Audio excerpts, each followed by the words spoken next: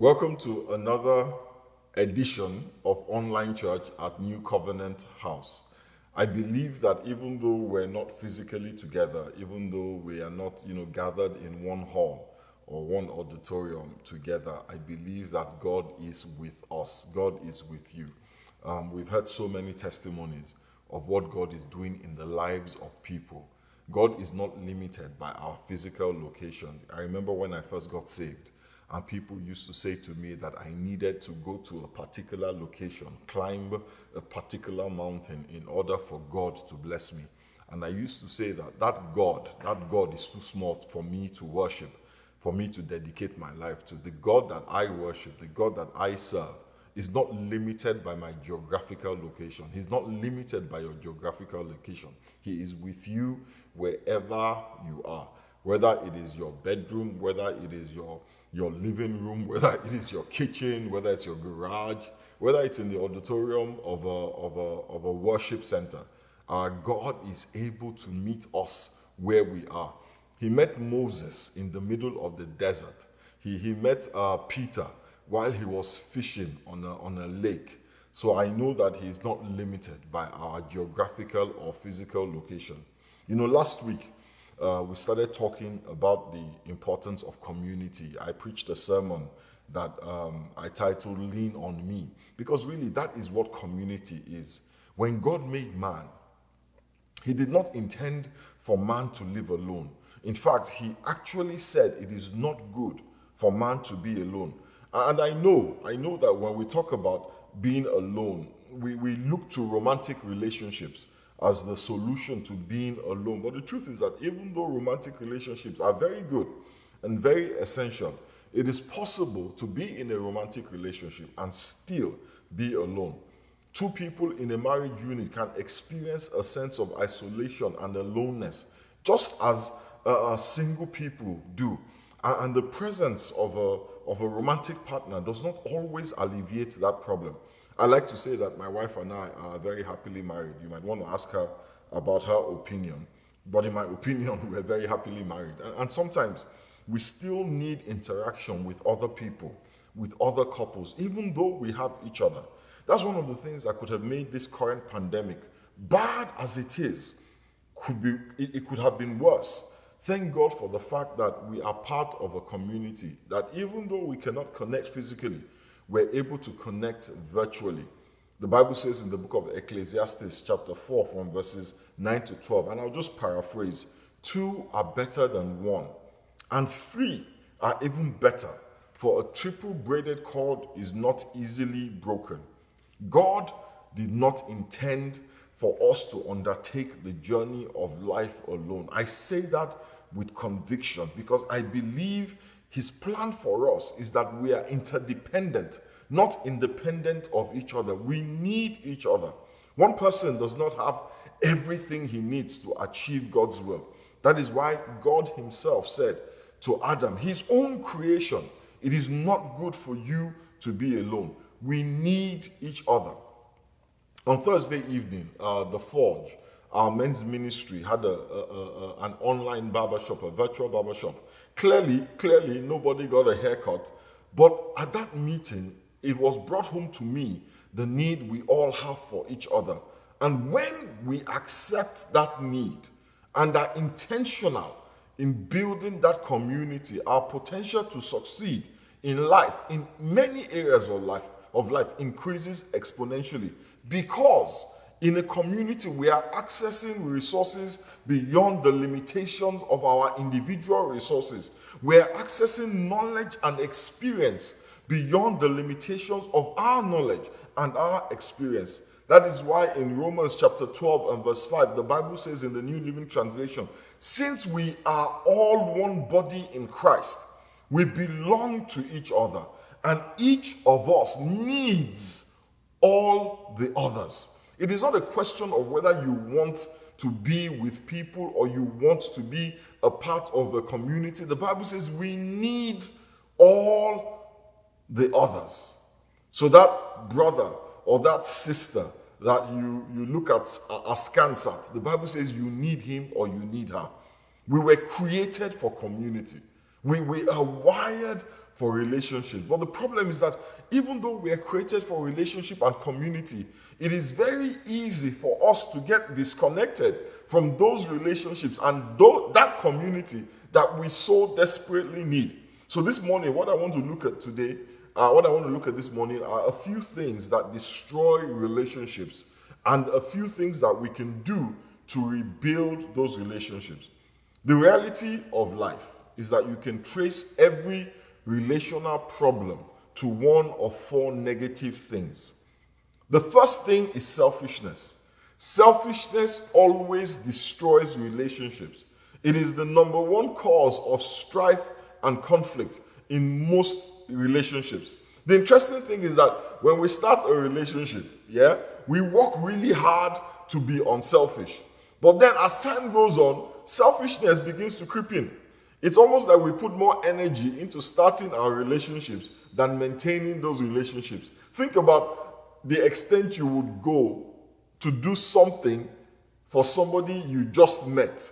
Let's say you ask somebody on a date, like the guys, you ask a girl out on a date and you're opening the door for her, you're doing all of these things for her. But the minute the relationship becomes solid, all of a sudden you're like, why don't you go do that yourself?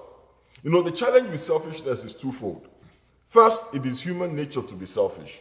I usually don't think about you most of the time. I think more about me, my needs, my interests, my hurts. How do I look? How do I feel? Who hurt me? What's going on in my life? How do I do this? How do I achieve that? And the truth is, you don't think about me either. You think about yourself more than you think about anyone else. We think about ourselves all the time. Then our culture, our society encourages us to be very, very self-centered. Remember that spread commercial that says, obey your thirst? Or the burger joint, the burger place advert that says, have it your way. They create this mentality, right, where we are to submit to only what we want. We're to yield to our desires, our thirst. It is all about doing things our way, doing things, for our own interest. Live for yourself, regardless of what it does to everyone else. That's what the Bible says in the book of Proverbs, chapter 28 and verse 25. Selfishness only causes trouble. If selfishness destroys relationships, then what builds them? Selflessness. Selflessness builds relationship. And what does that mean? It means that you are thinking a little bit less about yourself and a little bit more about me. It means that I'm thinking a little bit less about me and thinking more about you. Philippians chapter 2 verse 4 says, look out for one another's interest, not just your own. Look out for one another's interest, not just your own. Selflessness brings out the best in me, and it brings out the best in others. I've realized that when I start acting selflessly in a relationship, it forces the other person to change because they are not dealing with the same person anymore. And they have to relate to me in a different way. They have to contend with my selflessness in their interaction with me. And that dynamic forces them to behave differently. In Galatians chapter 6, verses 7 to 8, the Bible says, I'm reading from the Message. It says, the person who plants selfishness, ignoring the needs of others and ignoring God, harvests a crop of weeds. All he will have to show for his life is weeds. But the one who plants in response to God, letting God's Spirit do the growth work in him, harvests a crop of real life and eternal life. This verse is talking about sowing and reaping. You will reap what you sow. And it says, respond to God, not to what others do. If you want to sow good deeds, plant in response to God. What does that mean? When somebody is offensive to us, it is our nature to be offensive right back. But instead of responding to their bad behavior, let your response be to God's mercy. What would your response be to God's mercy or God's goodness? And instead of reaping bad, you end up reaping real life and eternal life. Isn't that just powerful? Because one of the reasons why we like to look out for number one is because we think that no one else is looking out for number one, but God is looking out for you. We are selfish because we feel that we are responsible to protect ourselves. We are responsible to make our dreams come true. We are responsible to achieve our goals and fulfill our ambitions. But the reality is that when you live long enough on this planet, you realize that without God actively intervening in your circumstances and in your situations, things very quickly can go south. Galatians chapter 5 verse 16 says, live freely, animated and motivated by God's Spirit. Then you won't feed the compulsion of selfishness. When we are motivated and driven by the Spirit of God, we will not feed that natural human tendency to be selfish. And then we can operate in selflessness. You know, the second thing that destroys relationships is pride. Proverbs 13:10 says, pride leads to arguments, and arguments lead to quarrels, and quarrels lead to schism. You see, pride is what makes us overly critical of other people. Pride is what makes us judgmental. It is what makes us stubborn. It is what makes it difficult to apologize when we do something wrong. It is pride that makes it difficult for us to say, I am sorry. Now, the problem with pride is that everybody can see it in us, but we can't see it in ourselves. But the Bible says pride will destroy a person. Proverbs 16 verse 18. Pride will destroy a person. A proud attitude leads to ruin. So think about that for a minute. A proud attitude leads to ruin.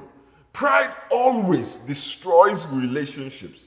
When you enter into a relationship with pride in your heart, it's almost like there's no space for the other person in that relationship. It's all about you. You deal with people from a place of superiority and condescension, and nobody is going to tolerate that indefinitely. But humility, on the other hand, humility builds relationships. So the question for us is, how do we become humble? Or how do we grow in humility? Ephesians 4:23 says, let the Spirit change the way you think. Change your way of thinking and make you into a new person. Let the Spirit change your way of thinking and make you into a new person. You know, the reality is that you are the way that you think. The way that you think is who you are. And when the Holy Spirit can transform the way that you think and can change your processes, you literally become a new person. I tend to become like the people that I spend time with. So if you spend time with difficult and grumpy people, you get grumpier. If you spend time with happy people, you start to become a happier person. If you want to have humility, you need to spend time with Jesus Christ in prayer, in studying the word, in reading about him, in talking to him. Because in Philippians 2, verses 3 to 6, the Bible tells us something critical about Jesus. Let me just read it to you from verse 3. It says, don't be selfish. Don't try to impress others. Be humble, thinking of others as better than yourselves. Don't look out only for your own interest, but take an interest in others too. Now, verse 5. You must have the same attitude that Christ Jesus had. Though he was God, he did not think of equality with God as something to cling to. Jesus Christ was a man, physically, but in truth, he was also God. But yet, he did not go around throwing his godness about, asking everybody to bow because he was God. On the contrary, he went around serving. He washed the feet of his disciples. He didn't go around saying, do you know who I am? Come on, bow down to me. No, he allowed his humility lead. What are you leading with? When people interact with you, what is the first thing they see about you? Do they see a humble spirit, or do they see a proud heart? Do they see somebody full of himself or full of herself, wrapped up in what he has or how she looks? Or do they see somebody who understands that everything that I am and everything that I have only by the grace and mercy of the Almighty God? The third problem of relationships and community is insecurity. In Proverbs 29, verse 25, it says this very succinctly. It says, the fear of human opinion, it disables. I like to say the fear of human opinion can paralyze you. You see, insecurity comes when we are uncertain, when we feel vulnerable because we don't know certain things. You see, when all I think about is your opinion of me, and I am uncertain of that opinion, either because you don't tell me, or I have low self-esteem, so that no matter what you say and no matter what you do, I'm just never really sure of how you feel about me. That uncertainty, that sense of vulnerability, it creates fear. And that fear prevents intimacy and closeness and causes people to try to control other people in order to create an artificial certainty. You know, I used to be one of those people, very insecure. I worried constantly about what people thought about me. And so what I led with was anger. I had a reputation for having a bad temper. My anger became a means of controlling my environment. Because see, when I got very angry, very combustible, very explosive, people generally would behave in the way that I wanted them to behave. It would help me win arguments. It would help me control, as it were, my environment and sometimes the people in that environment. But you see, now I am in Christ. And my identity is not in your opinion or their opinion. My identity, my sense of value and self-worth comes not from what you think of me, but from what God says about me. So what are we afraid of? Some of us fear exposure. We fear that somebody is going to find out what we're really like, that they're going to discover the truth about who we are, what we really have or don't have, or where we're from. So we hide ourselves behind things like anger. We feel small, so we hide behind anger. We hide behind all sorts of walls that we build to keep people from finding the truth about us. You know, Adam in the book of Genesis, chapter 3 and verse 10, said, I was afraid because I was naked, and so I hid. So you know what Adam and Eve did? They got fig leaves to hide their nakedness. These were people who were naked, and they were not ashamed, the Bible said. They walked around in the Garden of Eden, but the minute they became focused on themselves, the minute they became conscious of themselves, the first thing they saw was their own nakedness. When our eyes are on ourselves, there is a tendency for us to see our own nakedness. Yeah? When we think only of ourselves, there's a tendency to think of all the deficiencies and the flaws that we have. And a preoccupation with those deficiencies and those flaws have a tendency to paralyze us, because it makes us constantly afraid that what will people do when they find out we're not perfect. And this leads me to the second aspect of insecurity. We fear rejection. I don't know about you, but I've been rejected in the past. Some of us have been rejected. Actually, you know what?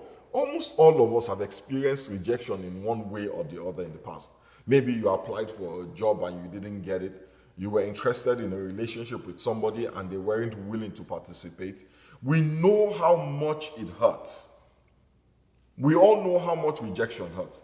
And for some of us, the memory of that pain and the fear of that pain determines how we conduct ourselves in relationships.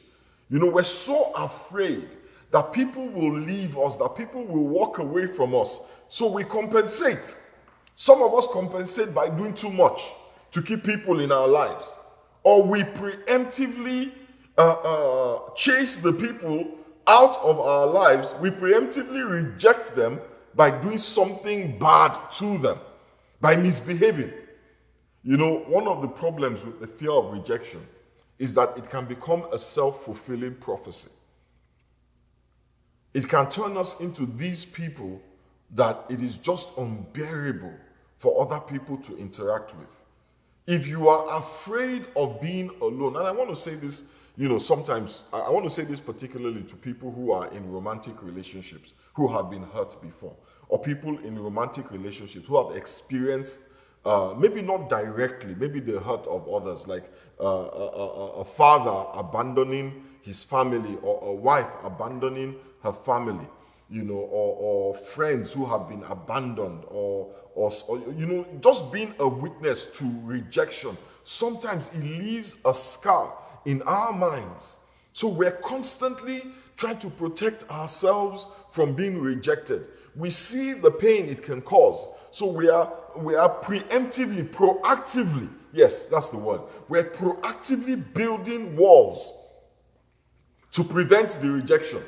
And not really to prevent the rejection, but to make excuses for the rejection. To say that, I am not going to do this or do that, because when you leave me, at least I will have this and I will have that. I will not invest my whole being in this relationship so that when you leave me, because people like you always leave, then I will have something left over. And it seems smart. But the truth of the matter is this. Think about the person on the receiving end, or on the other side of these walls, on the other side of these attitudes.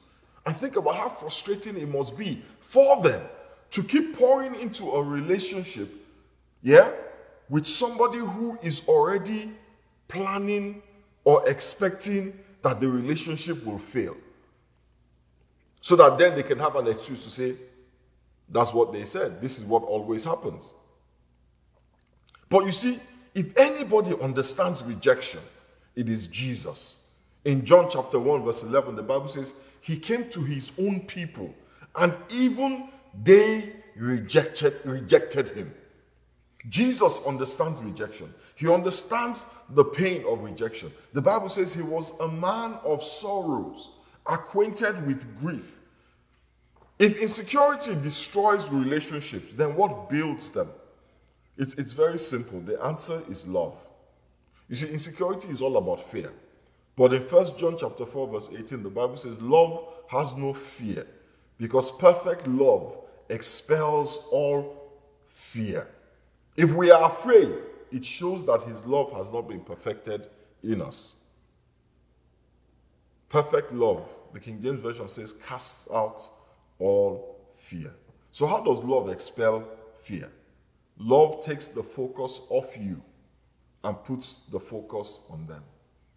Remember, I said insecurity is a preoccupation with what people think about us. It is the fear that they will reject us, or that they will find out the truth about us, that we will be exposed. But you see, when I am thinking about you, I am not thinking about me. When I am thinking about, how to show you the love of God, I am not thinking about me. And that is how love makes a difference. If I was standing here thinking to myself, I wonder what somebody is thinking about my shirt, I would have cause for concern, because not everybody on this broadcast, watching this broadcast, will like my shirt. I would have something to be insecure about. But the minute I stop thinking about my shirt, and all I am thinking about is how much God loves me, and how much God loves you, and how do I show that love to you, the fear goes away, because the preoccupation with myself and my weaknesses and my failures, it goes away. The minute you realize how much God loves you, you don't have to prove yourself anymore. The minute you realize that you are fearfully and wonderfully made, you don't have to spend your life trying to impress other people, because you already know that you are loved. God loves you. God loves me. My identity, my self-worth, my sense of value is not tied to what you might think of me. I have value. I know my value, because guess what? God thought I was valuable enough that he would send his son to die to have a relationship with me. It makes my head swell just thinking about the price that God would pay for me. So I don't need to know what you think of me. I don't need to have value in your eyes, because guess what? The Almighty has shown me what my true value is. So I am no longer under pressure to fulfill your expectations of me. My only concern is his expectation of me. The truth is, you can't defeat insecurity overnight. But you can take the first step right now by entering into a relationship with Jesus Christ. I used to be extremely insecure. But when I started to hear that I am fearfully and wonderfully made, it gave me a confidence. It took a while, but it changed my life. The last enemy of community that I want to talk about this morning is resentment. Some of us will call it bitterness, some of us will call it offense. In Job chapter 5 verse 2, the Bible says, "To worry yourself to death with resentment is a foolish and senseless thing to do." We are all imperfect. So we're going to hurt other people, and other people are going to hurt us. Sometimes it will be intentional, and sometimes it will be unintentional. That is a fact. The issue is, what do we do with the pain? The pain is inevitable. Conflict is inevitable. The issue is, what do we do with it? Are you going to allow it to make you better, or are you going to allow it to make you bitter? I'm sure we all know that opposites attract, yeah? Then when they get married, Rick Warren said, opposites attack. What used to fascinate you now irritates you. And usually, it's not the big things that make us resentful. It's a lot of little things that just pile up. We always say the last straw broke the camel's back. It wasn't really the last straw. A lot of straws had been piled on that camel's back. And the last straw just completed a process that started a while ago. So how do we manage these things, this offense? And I know that this might seem obvious, but sincerely, the first thing is that we ask God in the place of prayer to fill our heart with love for the source of the offense, for the source of the irritation. Secondly, you go to that person and talk to them personally, in love. Most times what happens is that we talk to everybody, but the person that we need to talk to the most. And we do it under the guise of seeking counsel. But by the time you've told 10 people how you have been hurt, it is no longer about counsel. Now it's about gossip. Let me quickly clarify something about that we get confused about. Getting angry is not always wrong, but allowing anger to lead to resentment is always wrong. Because when you get resentful, you stop thinking clearly. When you get offended, you lose your objectivity. You lose your ability to think rationally. That is why the Bible says in Psalm 73 from verses 21 to 22, "Since my heart was embittered and my soul deeply wounded, I was stupid and I could not understand." Think about that. Your ability to think rationally, your ability to comprehend is limited by bitterness and hurt. You see, one of the purposes of community is to help you think straight when you've been hurt. When you get hurt, you need people around you who can be unemotional, who can be objective, who can be rational, and keep you from doing dumb and stupid things. The Bible says in Hebrews 12 verse 15, look after each other. Watch out that no bitterness takes root among you. For as it springs up, it causes deep trouble, hurting many in their spiritual lives. Resentment destroys, but forgiveness builds. And what is forgiveness? Let me start by explaining what forgiveness is not. Forgiveness is not making excuses for that person who hurt you. They hurt you and it was real. Forgiveness is not minimizing the hurt. It hurt. Forgiveness is not trying to justify it. It is not saying, well, it's not a big deal. It was a big deal.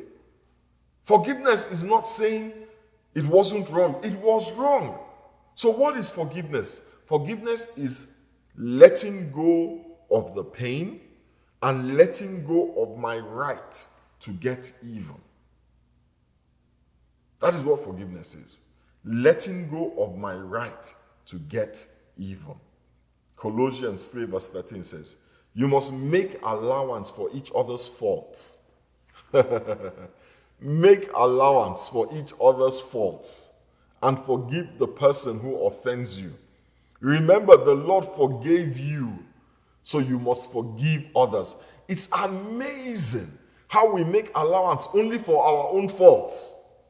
We always say, I am human. We always say, I am perfect. We always say, well, I'm not God. I make mistakes. But we find it hard to extend the same perspective to our brothers and sisters.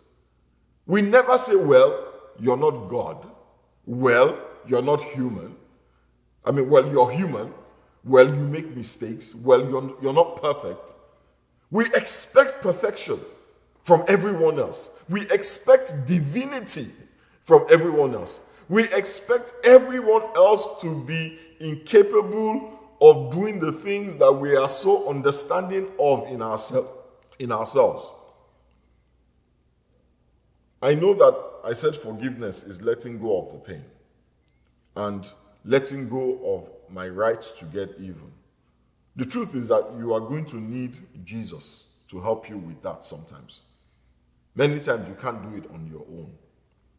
Let me show you something in Titus chapter 3 as I start to round up. It says, once our lives were full of resentment and envy, but then Christ saved us. Not because we were good enough to be saved, but because of his kindness and his love, by washing away our sins and giving us the new joy of the indwelling Holy Spirit. God put his spirit of love in my life, all because of what Jesus, our Savior, did on the cross, so he could declare us not guilty in God's eyes. That is what Jesus did for us. That is what Jesus did for us. And that is what God is asking us to do for our brothers and sisters. You see, when resentment builds up in our heart, it turns our hearts into, it dries up our hearts. It makes it difficult, for us to love other people. It traps us in the past.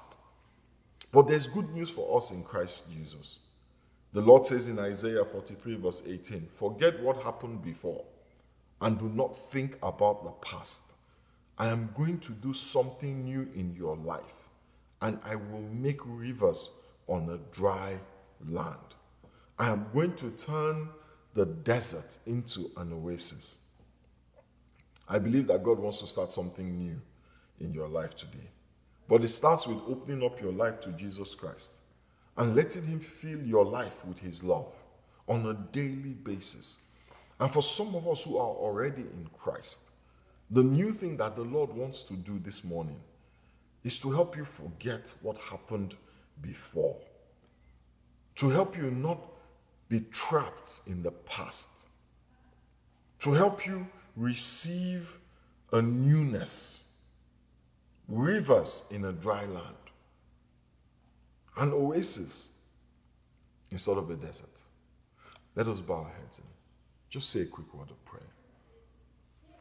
Father, help me. Father, help me concerning my tendency to be selfish, my tendency to be proud. Help me, Almighty God, with resentment. Help me, Father, with my insecurities, my fears.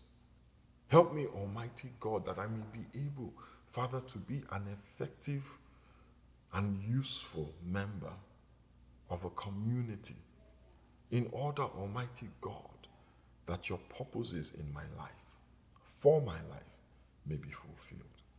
Anything, Father, that is in me, that is a hindrance to achieving your will for my life, Father, open my eyes to see it, that I may, Father, walk away from it. And Father, we pray for all of your children this morning who have not received Jesus as Lord and Savior. Wherever it is you are, my brothers and sisters, it starts with Jesus. It starts with you receiving his forgiveness, receiving his mercy. And all you have to do to receive it this morning is just say this prayer with me. Father, forgive me for all my sins. Father, forgive me for everything I have done that I ought not to have done.